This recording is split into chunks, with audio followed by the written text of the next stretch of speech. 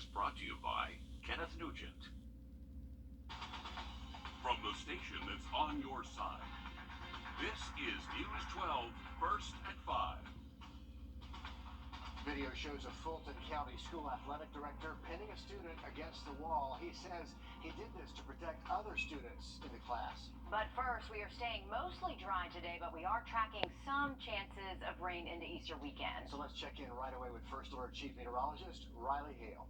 That's right, guys. Luckily, this first batch of potential rainfall is looking very dry for us. This cold front's going to sweep through for the rest of tonight.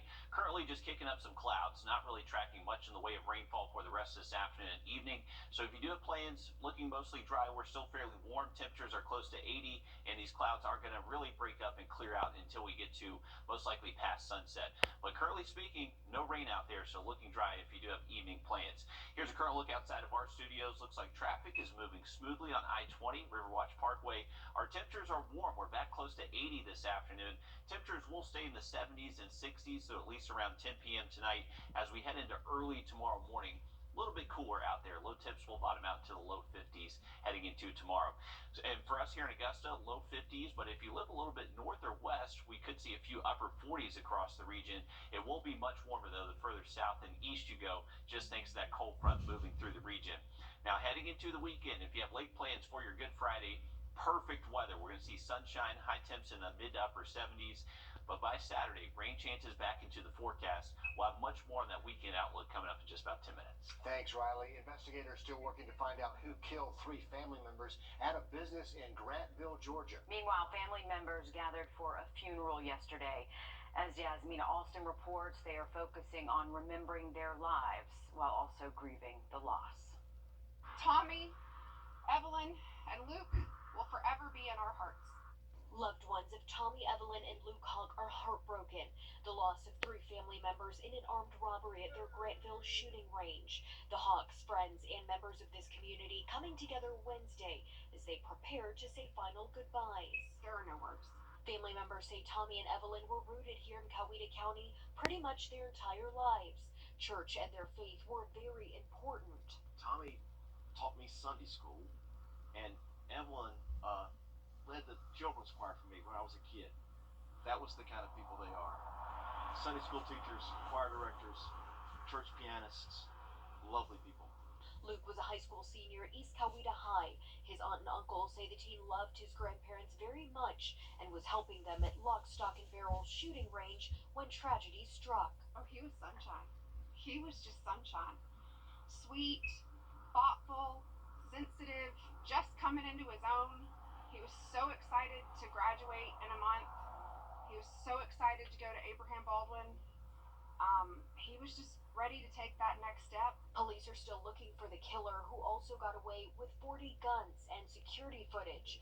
911 calls from Friday night revealed the chilling moments Coweta County Coroner Richard Hogg discovered his family. I think somebody has robbed us and probably shot my family. The word that Richard had for us was that we're praying for the redemption of the perpetrators who did this horrible thing. And our prayers are with them that they may find forgiveness as well.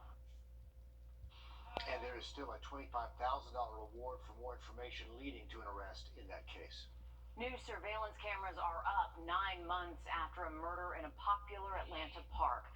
Last summer, Katie Janis and her dog were killed at Piedmont Park. Their murder still unsolved. The Atlanta City Council approved safety measures like installing cameras at 20 city parks. That installation was supposed to start in January. Now, Parks and Rec says 30 cameras are active in the park, and they are being monitored by police. A Fulton County School athletic director says he was trying to prevent violence, but an incident last August landed that educator with a 20-day suspension. This happened in August at Tri-Cities High School, East Point. Video shows Kenneth Miller questioning a student who he said had a gun at school. The student slaps a phone from Mr. Miller's hand, and that's when he grabs the student and pushes him against the wall. This week, the district upheld Miller's 20-day suspension. Miller says he should not be punished for protecting those students. My principal asked me to assist in this situation. We retrieved guns off of campus that day. This was a situation that day where we saved lives. In a statement, Fulton County Schools says an independent hearing officer determined Mr. Miller's actions constituted, among other things, insubordination, willful neglect of duties, and unprofessional conduct. The Georgia Health Department transitions to reporting COVID data weekly as opposed to daily. They say that's because the weekly intervals give a more complete picture than just day-to-day changes. They say so many at-home COVID tests don't get reported. So now they're just focusing on hospital admissions and vaccination rates. The department will use that information to figure out how COVID is impacting the community. Meanwhile, another COVID subvariant is causing a new spike in cases in some areas across the U.S. But as the country tries to live with the virus, health and technology experts are working to mitigate the risk. As Peter Zampa tells us, there's a push to improve indoor air quality to help curb the spread. Improving the quality of our indoor air through having adequate ventilation in the space will reduce our risk. Over 2 years since the COVID-19 pandemic began, experts are still searching for ways to thwart the virus. Dr. Crystal Pollitt focuses on environmental health sciences at Yale University. She says better ventilation will cut some risk in places like schools, but she cautions ventilation overhauls are not going to make indoor spaces completely safe. We also have to think about how many kids are going to be in that classroom. What are they doing in that classroom? The Biden White House recently released a so-called Clean Air in Buildings challenge, laying out a roadmap for building owners to inspect and maintain their HVAC systems, circulating outdoor air indoors, and enhancing air filtration. Some in the biodefense community, like Eric Schlote's company Synexis, are getting involved in the fight for reduced transmission. And it reduces microbial load, viruses, molds. Schlote's company is deploying its dry hydrogen peroxide technology in indoor spaces that he says fights viruses and bacteria. Schlote says the technology takes naturally occurring oxygen and humidity from the air and is reused to zap bacteria. He says they're already seeing success in children's hospitals. Schlote argues indoor air quality is a national security issue, and he hopes to be involved in the White House's action plan to make businesses and schools low risk. Filtration is important, ventilation is important.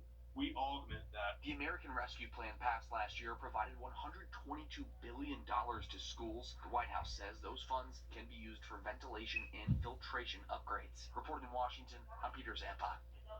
Meanwhile, Pfizer working on a booster shot for kids 5 to 11. The company plans to request emergency use authorization for kids.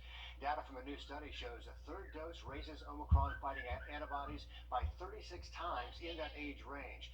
Pfizer says there were no safety issues associated with that booster during their study. A life-or-death situation, all coming down to a gamer's headset.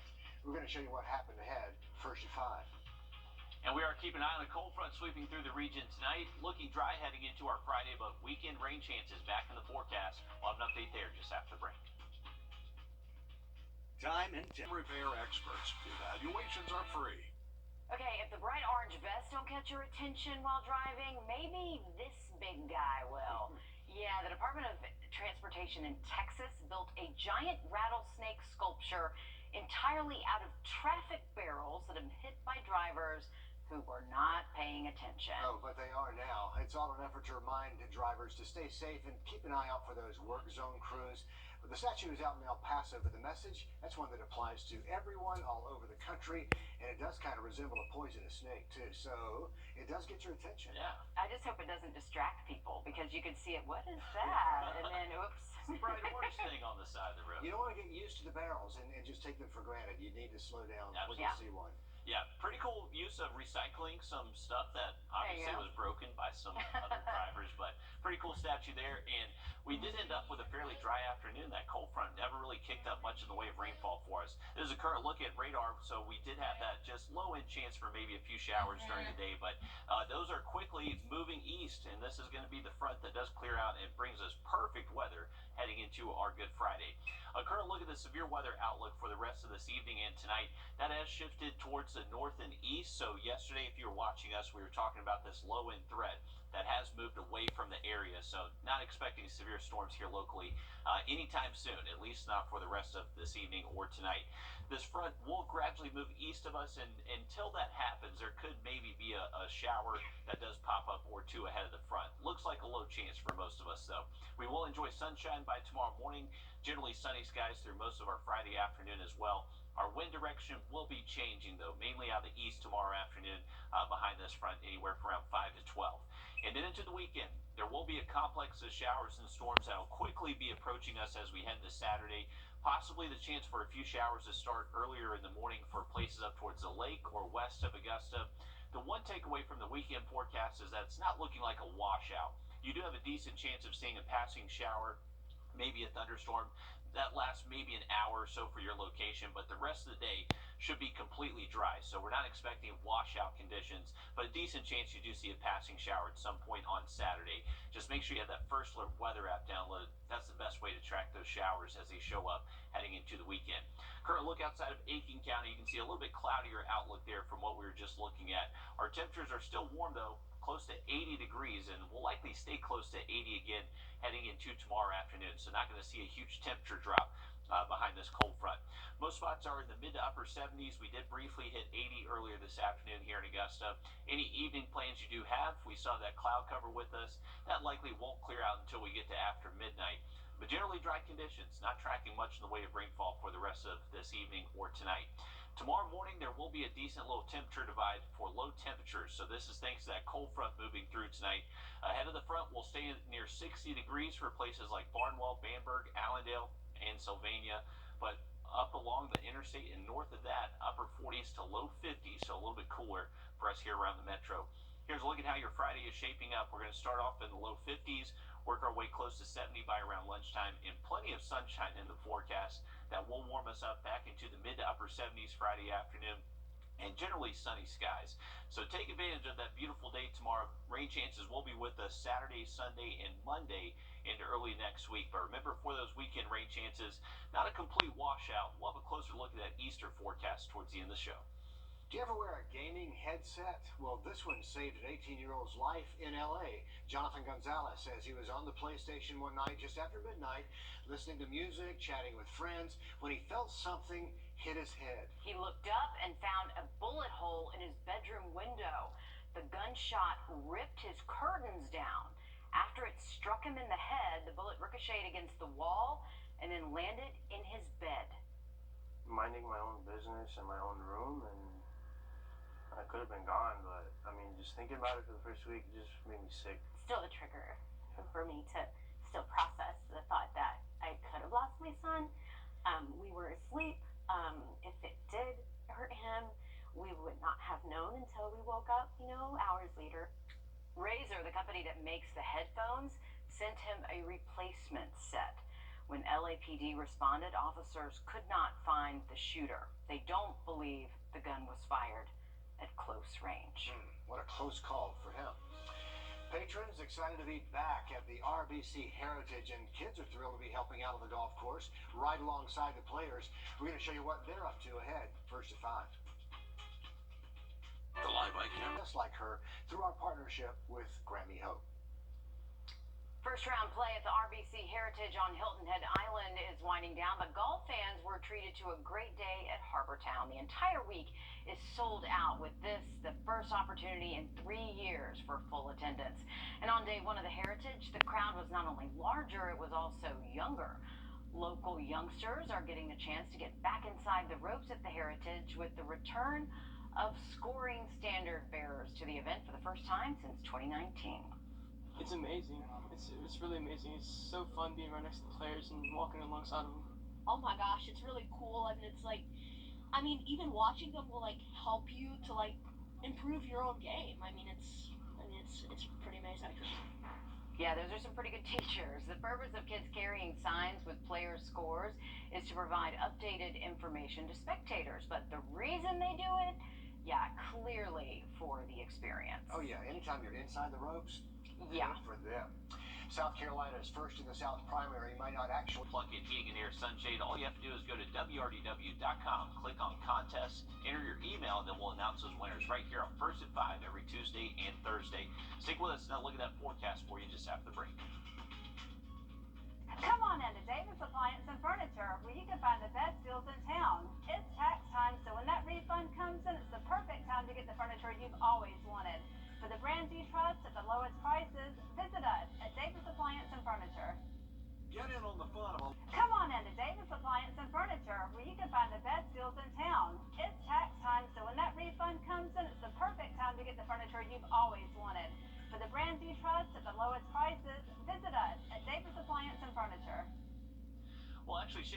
a nice afternoon for us here in Augusta. You can see that cloud cover is still with us, and the last little bit of that front is just off towards our west. So this still has to move through for the rest of this evening and tonight. Overall, I think our rain chances do remain pretty slim across most of the CSRA. Still pretty warm ahead of this front. We are at 78 degrees. We did briefly hit 80 earlier this afternoon.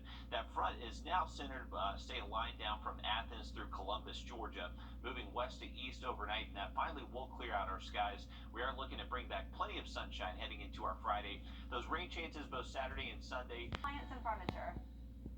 Well, actually shaping up to be a nice afternoon for us here in Augusta. You can see that cloud cover is still with us, and the last little bit of that front is just off towards our west. So this still has to move through for the rest of this evening and tonight. Overall, I think our rain chances do remain pretty slim across most of the CSRA. Still pretty warm ahead of this front. We are at 78 degrees. We did briefly hit 80 earlier this afternoon. That front is now centered, stay a line down from Athens through Columbus, Georgia, moving west to east overnight, and that finally will clear out our skies. We are looking to bring back plenty of sunshine heading into our Friday. Those rain chances both Saturday and Sunday, not all day washout, so I don't necessarily want you to cancel all your outdoor plans this weekend. Best way to stay on top of the forecast, the First Alert Weather Team app. You can scan that QR code at the bottom left, take you right to the App Store to download. All right, thanks for that, Riley. 5 alleged gang members indicted yesterday in connection to 2 shootings, including one that killed an 8-year-old girl. We are learning today authorities are still looking for 2 of those suspects. We'll break it all down when News 12 First at 5 continues.